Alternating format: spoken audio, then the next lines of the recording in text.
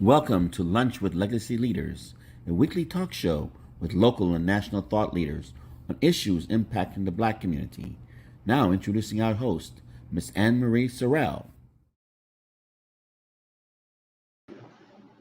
Good afternoon and welcome to another episode of Lunch with Legacy Leaders. I am your host, Anne Marie Sorrell, President and CEO of the Mosaic Group. Thank you so much for taking time out of your afternoon to join us during your lunch break for some important updates, news, and of course, bringing you spectacular leaders from our community.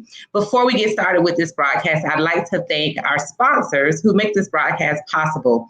Broward Health, AARP, the Solid Waste Authority of Palm Beach County, and the African American Black Alzheimer's Disease Initiative at the John P. Hussman Institute for Human Genomics, University of Miami Miller School of Medicine.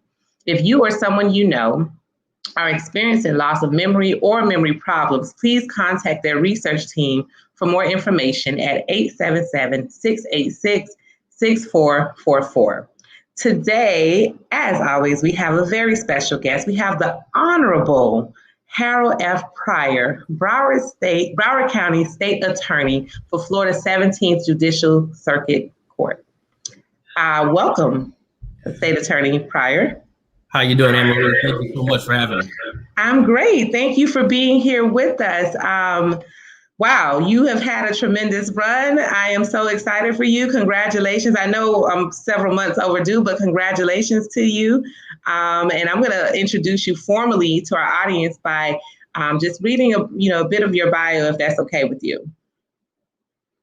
Awesome. Well, Harold Pryor was elected Broward County State Attorney in November 2020. He leads a staff of 462 employees, including 213 prosecutors, whose mission is to make our community safer while working to ensure justice, equity, and fairness for everyone affected by our criminal justice system.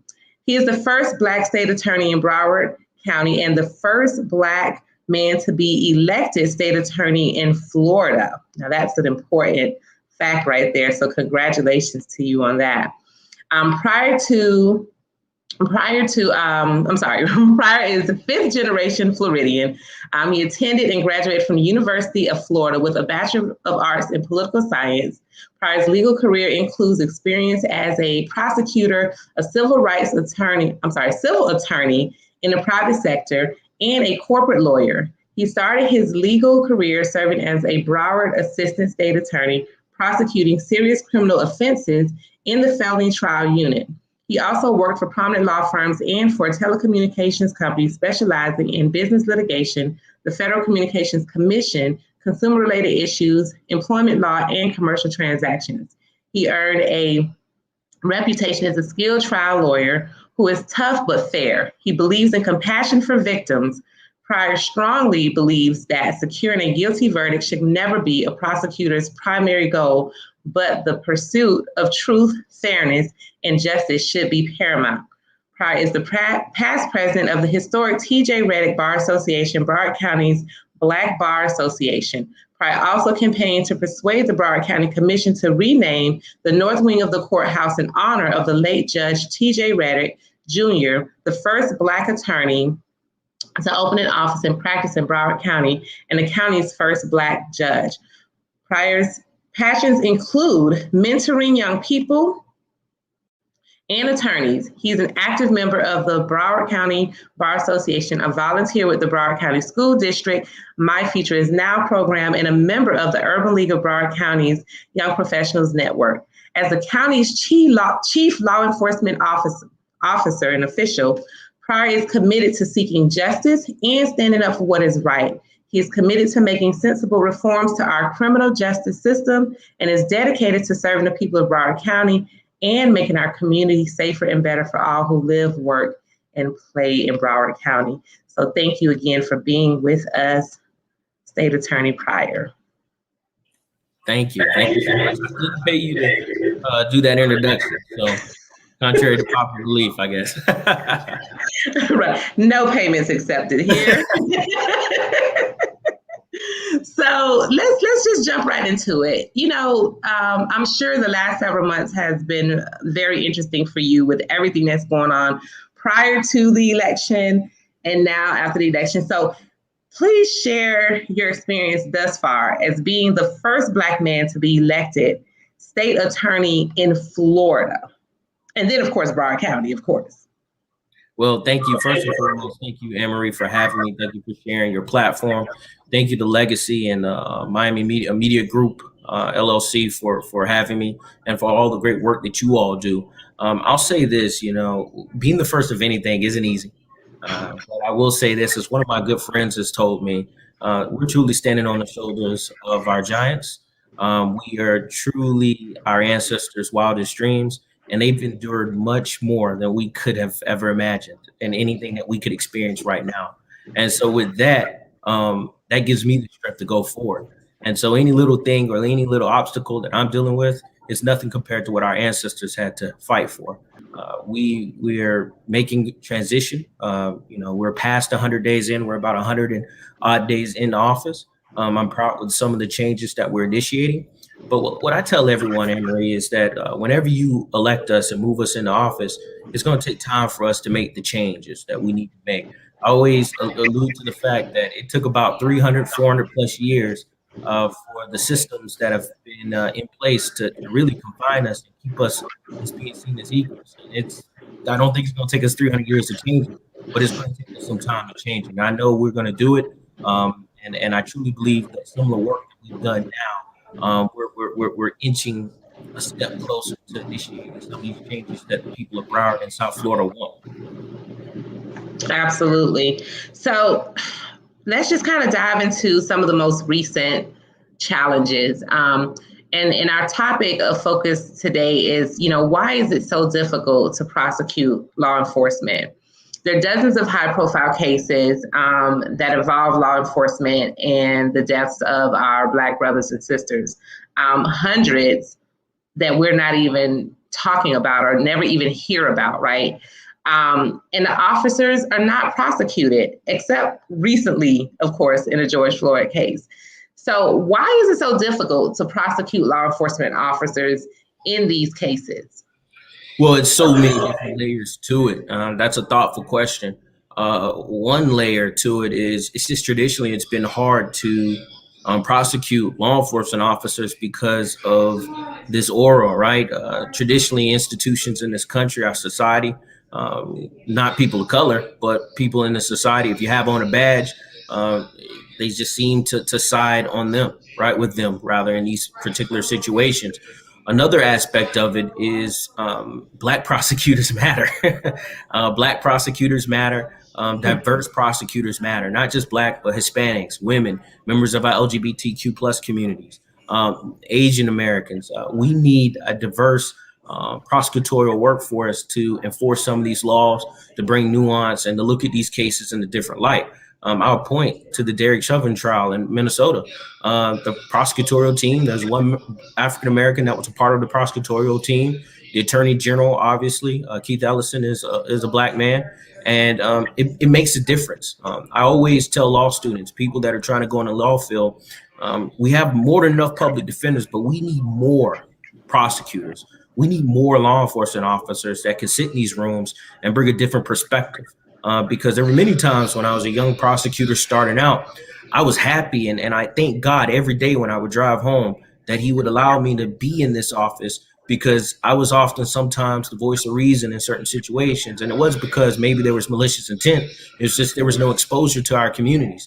Many of the people that were making these filing decisions against minorities didn't understand the situations, couldn't read between the lines. And so I think that's part of the reason as well. But also, look, let's just be honest. We have a criminal justice system and institutions in this country that have been traditionally stacked against people of color and poor folk. And so how do you change that? We have to change the mindset. We need to have more robust, implicit and biased training, not just in law enforcement agencies, but prosecutorial officers. And yes, public defender's office, because just because someone represents you doesn't mean they actually like you or respect you. And so we need that in our education systems as well. The reason why too is just with the grand juries. We have a grand jury issue. As we know, the grand juries are sealed. The proceedings are sealed. And traditionally, many prosecutorial offices around the country decide to send all police-related misconduct cases to grand juries rather than make a filing decision that could be open to public records requests once you finalize a decision. My office is moving to a more hybrid solution. So we'll submit certain cases to grand juries, but some we will make a decision where we will be subject to certain requests once the investigation is done. We need to restore some level of transparency and openness in the criminal justice aspect. I do admit that, and I'll be the first to admit that and say that to any crowd. But also, there is some benefits to the grand jury. But you need prosecutors that will vigorously present cases to a grand jury just as they would a regular person on the street. It shouldn't matter if a person has a badge on. You should be treated like anyone else. And so it goes to the statement. It says that a prosecutor can indict a ham sandwich. Well, how come that isn't the case when we're dealing with law enforcement officers? I think the reason why is because prosecutors around the country have been less than zealous when presenting cases involving law enforcement officers to grand juries, and I want to change that. Absolutely. Now, let me ask you another question on that front, from one elected official to another, because do you believe that in some of these cases, especially where you don't have a Black state attorney or attorney general, do you believe that politics may play a role in how law enforcement officers are prosecuted, especially when you have, police benevolent associations that have very high influence in how politicians are elected? They raise money for different politicians. So do you think that politics influence these decisions as well, especially if they don't go before a grand jury or in the effort to push them before a grand jury? Well, Marie, I'll tell you that it shouldn't. I truly believe that we shouldn't let politics play any decision-making process that we have as prosecutors, because we swore an oath to uphold the Constitution and the laws of our respective states and jurisdictions. It's unfortunate that it may seem that in certain other jurisdictions that politics plays a role, and it shouldn't. You should be able to look at those cases on an individual, independent basis and make a correct decision based on the law. I say this all the time. There are going to be situations that are going to be presented to me in my term as state attorney. And I'll tell you, the moment I decide to bring charges against a law enforcement officer, I'll be there standing up to the police unions and law enforcement officers to explain to them why I brought charges against that law enforcement officer and why I'm doing it pursuant to the law. But in the event that I don't bring charges against a law enforcement officer, I'm willing to come back here to Legacy. I'm willing to go back to our community and explain to community members why I decided not to bring those charges based on the law. And it's going to happen. It's inevitable. But you need prosecutors, you need state attorneys, you need elected officials that aren't afraid to be held accountable, aren't afraid to explain the law and speak to our communities and keep them informed, and having some level of transparency and openness in the process, so we can restore or generate some level of trust in the criminal justice system. But it's twofold, right? I can't sit here and promise that I'm going to bring charges against every law enforcement officer. I don't think any prosecutor in around the country or the state can say that. But I can be confident in saying that whatever a case is brought before me, I will rely on the law and I will make the appropriate decision based on the law. And that's how it should be. Absolutely. Absolutely. Well, I just want to add one more question to that on that note, and this will put you on the spot a little bit, so I apologize in advance. Again, from an elected standpoint, do you believe that certain elected positions, mayor, because most mayors in most cities that are strong mayors appoint their police chief, sheriff, state attorney, do you believe that certain elected positions should waive the support of police unions and associations because of the possible conflict? I just want to get your thoughts on that. That's a tough question. And I'll tell you this. I don't know. And I don't think, and honestly, I think it could go twofold. Should a politician receive donations from certain activist groups that are anti-police? I don't know. That's the question, because then that goes on that, because then you could say, well, because he or she's receiving funds from an activist group that is anti-police, right? Then we can say that this person can't be fair, that this person is not going to make fair assessments, right? Unfortunately, in the political system, money plays a role in politics and getting people elected. I can only speak for myself. I didn't accept any money from police unions, and it wasn't because I hate police unions or I dislike them. It was I really wanted to be seen as an independent actor, and I really wanted to convey the message that doesn't matter if you have a badge on, doesn't matter if you don't have a badge on. I'm going to look at the law and I'm going to make the correct assessment based on the law, and I'm going to hold you accountable, irrespective of your position or status in society. But just to say that I respect law enforcement, I work with law enforcement officers every day, and I look forward to continuing to work with them because we need law enforcement to help us in our task. And I think we just need to develop better prosecutorial practices, and we need to develop better law enforcement practices. And that's a great question. I don't know, because I think there's an argument can be made for both sides. Absolutely.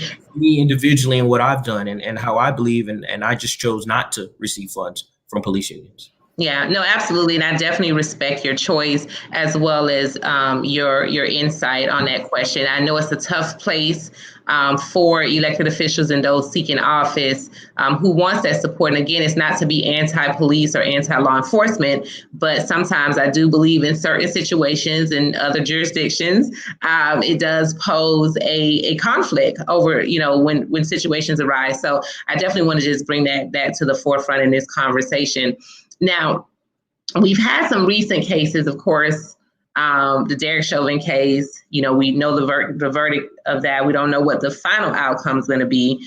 And then you have these other right during the trial and right after in the recent weeks, from Dante Wright to Ma'Khia Bryant. And I think we had a few others this past couple of weeks. What are your thoughts? And do you think that these cases are going to get a similar outcome to the Derek Chauvin case, or are they going to go unprosecuted again? I'll tell you this, I'm exhausted when it comes to seeing all of these incidences or occurrences, and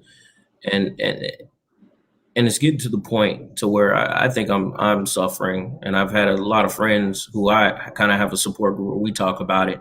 I think we as a Black people, Black men, Black women, I think we have some form of PTSD when it comes to these type of issues that occur.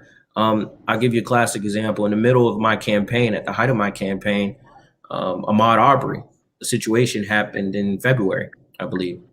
And it took me 5 days to look at the video. And when I saw the video, I had chills. I'll admit that I had tears. It was devastating because you had a kid that was just going for a Sunday afternoon run, and then he gets killed because he was just going for a job, right? Yeah. And then a couple months later, you have George Floyd, right? And I had a friend, an ally, a really good friend of mine, a white ally, text me and he said, "Harold, I know a lot's been going on. I feel as an ally, as a friend, that someone cares about you. How do you feel?" And my response was, if I was a single man, not married, I don't have a son. At the time, I had a son that just turned 3. I would probably just be angered. I'd be angry. I'd be outraged. And I said, now, being married, having a Black wife, being married, having a young Black son, I admit in that moment of transparency that I was afraid, fear. First time in my life that I ever feared anything, because it wasn't fear for my life. I was fine with that. I feared for my son's life, thinking that we were in a world that was getting better, right? Post Jim Crow era, right? Post Civil Rights era. You think things getting better, and they haven't gotten better. And fast forward to now, it just seems like these type of occurrences are increasing, right? It's becoming the norm. And so what's going on? What's the problem? Well, the issue is we need to totally reform our systems. We need to reform our criminal justice system. We need to reform our law enforcement system and how we police. And we need to reform how we do our jobs as prosecutors and holding law enforcement officers accountable. because we know it's an issue and we need to point to the issue, we need to address it and take the appropriate actions to fix it. And seeing these occurrences, we learn we have so much more to do and we have such a long way to go. It seems like we'll take 5 steps forward and we'll take another 10, 15, 20 steps back. And I think the start is we can't give up, we can't let up. And I think the start is to elect people that understand our communities. They don't have to be Black, they don't have to look like us, but they have to understand our plight. They have to understand that we have institutions, not just the criminal justice system, but our education, economic institutions. We need to change those, and we need to understand that these systems haven't been for us, and we need to make them more equitable and fair for all people. Absolutely. So on that same note, I know you're committed to making sensible reforms to our criminal justice system.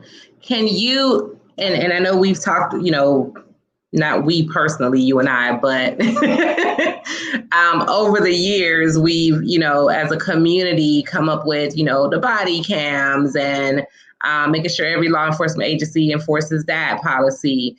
We've talked about getting citizen review boards together and so many other things. What are some of your solutions that you believe can be put in place short-term and long-term to really move the needle on what we're experiencing? Well, I from the law enforcement aspect, it's not a new concept, but it's a concept that just needs to be perfected. And I think we can push it. Is better community policing. Far too often, our law enforcement officers, I don't care where you are, many of them don't even live or even have some form of a connection to the jurisdictions or the communities that they're policing. We need to change that. I think legislatively, we need to change how we're giving money to these agencies. We need to hire more people from these communities that grew up in these communities. They need to live there. You need to tie funding to that. And if you don't have 85% or 90% of your law enforcement agencies of people that actually come from those communities or make up the demographics of that community, then you don't get certain funding, right? I think that should be a big legislative push with reference to law enforcement agencies. Next, for the prosecutorial aspect, my field that I can speak about is creating better and stronger transparency processes and programs to keep the community informed. So you know what I'm doing, so you can hold me accountable, hold my office accountable. And so one thing that I've done, the steps that I've taken in my first 100 days was to join the FIU's prosecutorial performance indicator project. And what that does is creates a dashboard that we would display on our website, and it will allow the community to look at my office and how we're prosecuting across demographical lines. So for example, if I'm charging someone with aggravated battery, you can look and say, okay, how is Harold Pryor's office prosecuting those type of cases across demographical lines? Is he treating white people differently than Black folk? Is he treating members of our LGBTQ plus community different than other folk? And you can look at that in real time and see how we're doing that. And also we can look across geographical lines. And so my goal is to post that quarterly or monthly. And so the community would have access to that to see how we're doing that. So that's one step. One step is just increasing transparency, openness, so people understand what we're doing and know that we're trying to create a just and equitable system for all people. But also finally, with regard to that, is to actually for me to be out in the community, to have task force with actual community members, not the people that donate to campaigns, not the people that you may see every day, but the people that are actually in the community doing the work. There's so many people that are actually doing the work that aren't giving input, or not allowed to give input into some of the policy changes. And so my goal is to actually bring community in so we can actually have a collaborative effort in initiating some of these criminal justice reforms. Wow, I love it. Well, definitely looking forward to these solutions that you're implementing. So speaking of community, typically our community response when we have different issues arise, such as the ones that we've discussed here in this program, we go to the streets. We take it to the streets, we protest, and that's a way for our voices to be heard. Well, Governor DeSantis, as we know and have learned, recently signed an anti-protester bill into law. And I personally see it as an effort to silence citizens in the need of speaking up and exercising our freedom of speech. I wanted to get your thoughts on this new law. Yeah, I've been outspoken on it. My first statement I ever gave on it was in December at a Broward delegation meeting, and I think it has some constitutional issues. It's going to have to. There's some constitutional hurdles that he's going to have to clear. That this law is going to have to clear. I think it definitely is going to have some constitutional issues with reference to the First Amendment, the people's right to assemble, freedom of speech. I think it's going to affect that. I also think it could affect certain due process issues with the Fifth Amendment and the 14th Amendment. And those are issues that I think, quite frankly, are going to have to be litigated because, it went through the legislative phase. Many people protested. Many people spoke out against it, like myself. Many of our Democratic caucus members in the House and the Senate in Florida spoke out against it. And so now it was passed. It was signed into law. And so what's the next avenue? And I think the next avenue, obviously, is the legal realm. I do believe, and I'm hearing that lawsuits will be filed. And I think it just poses a significant threat to constitutional rights of individuals who may be exercising their constitutional right to protest. But also, given with this particular law, it puts law enforcement, in my opinion, I think it makes their jobs a lot tougher. And I don't think they're major fans of it. I mean, after discussions with the sheriff, after discussions with various law enforcement officers throughout Broward County, there's about 18 individual law enforcement agencies. Many of them see the law as problematic in the sense that it's going to be hard to enforce. And it's going to put them in a tougher situation. And actually, this law could potentially escalate situations rather than de-escalate situations. And so that's my fear. And I think that's many law enforcement officials' fears with regarding to House Bill 1 that was just signed into law. So I think it has some legal hurdles that it's going to have to clear. I think it's going to be tough for the governor and his lawyers to overcome some of those legal battles that I foresee is going to happen. I'm monitoring it closely. Look, as state attorney, I'm sworn to uphold the laws of the state of Florida and the Constitution. However, I am given discretion as the state attorney to make the appropriate follow decisions based on the law. And I'm going to make the right decision based on what's right for our constituencies and understanding that we need to have a criminal justice system that's fair and equitable in every aspect, no matter what the law is. And so there are laws out there that we prosecute. There are laws out there that we don't prosecute. We look at the facts and we make the appropriate decision. But I know that given the hurdles that this law is going to have to overcome, it's going to be tough for law enforcement officers and prosecutors around the country, or around the state, to enforce. Well, you're right about around the country because other states are looking to, other Republican states in particular, are looking to impose the same type of laws. Now, when a bill gets to that point, just for our audience, I know that when it's going through the legislative process, we as citizens can call and write and reach out to our state legislators to, vote no on certain laws as they're going through their process. But once it has been signed by the government, it goes into now this legal state where lawsuits will be filed. Is there any recourse for citizens to get involved? Well, I think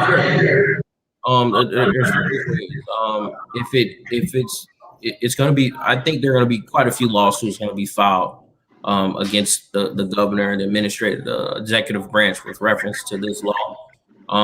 There's ways, many citizens have standing. If you want to join a lawsuit, there are many organizations out there that I know that are looking at it, monitoring it closely. You can talk to the NAACP, you can talk to the ACLU, Dream Defenders, many of the other great organizations that are doing the work, New Florida Majority. You can reach out to them. I'm pretty sure they're going to probably look for litigants to bring a challenge to this. I think a lot of people have standing. So please call those organizations, find out, see how you can be involved. And once it goes to the appellate realm, which I think it is, it's going to go to the appellate realm because it's going to be a highly litigated issue. People can file amicus briefs who have interest in this as friends of the court. And so, yeah, I encourage everyone to please reach out to the NAACP. If you're in Broward County, reach out to our president, Marsha Ellison. Reach out to New Florida Majority, Dwight Bullard, that crew, everyone else. I'm sure they'll put you in the right direct or point you in the right direction if you disagree with a particular law, especially this particular law. Absolutely. Well, thank you for that, because I think oftentimes as citizens, we don't know where our involvement starts sometime or even stop. Like, okay, well, it went to law, so is it a done deal? We don't know. So thank you so much for pointing us in a direction of where we can go to further support the dismantling of this law that is infringing on our rights here. So, what I want to say is, how else, from your office standpoint, what else can our community do to get involved to support your transparency, of course? Thank you for being transparent. What can we do to get involved in different issues? How does the community get involved with your office? How do they reach you? Can you just let us know that information? No, that's great. Look, you alluded to this point earlier. We've been protesting for a long time. And now in Broward County, I can speak for Broward County. I can't speak for Miami-Dade, but I can say Broward County, we've made some significant advances as far as our constitutional officers reflecting the community. And so we've gotten that step. It's not over, right? So we protested. We've been involved in the electoral process. We got the people in that we wanted in as a community, even though there were outside groups that tried to pump millions of dollars in our races to get people that they wanted in, but the community didn't want that. We have our people in. So now what do? Now you have our contact information. So now it's time to sit at the table, and it's time for us to start working some of these issues out. It's time for us to develop policy that works for our communities, that's for us, by us. And I think now is the time. It's an exciting time to be in Broward County. I can't speak for anyone else or anywhere else, but it's an exciting time to be in Broward County where I can have an open line of discussion with the public defender. I can speak with the sheriff. I can speak with the supervisor of elections. I can speak with the clerk of the courts. We all have a great working relationship, and there's some level of synergy there because we all know that this is a magical time. Many people, not only in this state, but around the country are watching us, and they want us to get it right. So ways that everyone can get in touch with me, go to our website. It's browardsao.com. You can also reach us by Twitter, Broward SAO. You can look us up on Instagram, Broward State Attorney. And if you DM me, we'll respond. If you send direct messages to our Facebook site, we'll respond. We're very responsive in that. We're a tech savvy office. I'm a millennial, so I'm checking those as well. So please, those are ways that you can reach out to us. We're coming up with various initiatives, community-based initiatives where we're trying to get community members involved. I'll be announcing that in the coming months. And so it'll be various task force ranging from LGBTQ plus issues, but also it falls into our human rights issues, hate crimes issues that affect not only members of our LGBTQ plus communities, but also members of our Hispanic community, members of our Jewish community, and anti-Semitism has gone up, and also our Asian Pacific community as well. And so there's various other task force that I'm going to be developing that I actually want community members to be in, not the bigwigs, but people that are there every day living the experience. And so that is one way. Another way that you can get involved, and we want to get input from the community to have an open and transparent office. Awesome. That is awesome. That's news to my ears. And I'm sure those who are tuned in would love to also get involved. And I'm glad that, you're definitely not only being transparent, but being very inclusive with your approach with the various communities that we have. I know Broward County is one of the most diverse counties in our state. I think it may actually be the most diverse county in our state. So kudos to you for being very inclusive, very transparent, and very community and people focused with your approach in these short months. And I can't wait to see what you'll be doing over the next several years in your office. we could talk all afternoon, but I want to be mindful of your time. So with that being said, do you have one takeaway or golden nugget that you would like to leave with our audience? Well, I just want to leave with the office, given in light the passing of my mentor and our patriarch here in Broward County, Congressman Alcee Hastings. I was always inspired by him because he wasn't afraid of anything. That man wasn't afraid of a fight. And he always would say to me and many others, these seats, these positions of power that the people put you in, to quote, these aren't your damn positions or seats. These are the people's seats. And so you shouldn't sit there thinking that you own it and that it's yours. And so my takeaway from that sage advice from Congressman Hastings was that you, the people, put me here. And so I want you to hold me accountable. I want you to keep me honest and constantly challenge me, constantly push me to be better, to do better. And if I'm not doing my job and you think I'm not upholding my end of the bargain, by all means, vote me out and let's put somebody in here that can do it. But I truly believe that I am the person for that. I'm fighting every day, working every way to do that. And with that, you have to have openness, honesty, transparency, and you have to have a collaborative office. And that's what I want. And so that's my takeaway. That's the thing that I want to impart and leave with everyone, that whoever you put in these offices, I don't care who it is, we don't own it. You own it. It's your positions of power. You're putting us there. You vote us in there. So it's time for you to hold us accountable. Don't be shy. Reach out. Talk to me. Let me know, so we can be better, because it's only better for the community as a whole. Absolutely. Well, thank you so much for those words. I think those are words that every elected official should live by, and may God rest Congressman Alcee Hastings. So his work here was absolutely amazing. I had an opportunity to meet him when I was in high school for the first time, when I went to Washington, D.C. So an amazing soul and spirit, definitely will be missed but not forgotten. Thank you again, Honorable State Attorney Harold Pryor, for sharing this moment with us today and sharing all these nuggets and information. Everyone who's listening, please make sure you share this video. I just have a few quick announcements, so stay with me, State Attorney Pryor. I want to thank our sponsors again, Broward Health, AARP, the Solid Waste Authority of Palm Beach County, and the African American Black Alzheimer's Disease Initiative at the John P. Hussman Institute for Human Genomics, University of Miami Miller School of Medicine. If you have not done so already, I hope you have. Please check out the 2021 Most Powerful and Influential Black Business Leaders in South Florida at miamediagrp.com. Also, please remember to tune into our show, So, hosted by Nikki Jellin, every Wednesday evening at 7 p.m. as we disseminate intellectual entertainment on fashion, arts and culture, relationships, mental health, and food in South Florida. Remember to mark your calendars, also share this video, and of course, join us next Thursday at noon. Thank you again.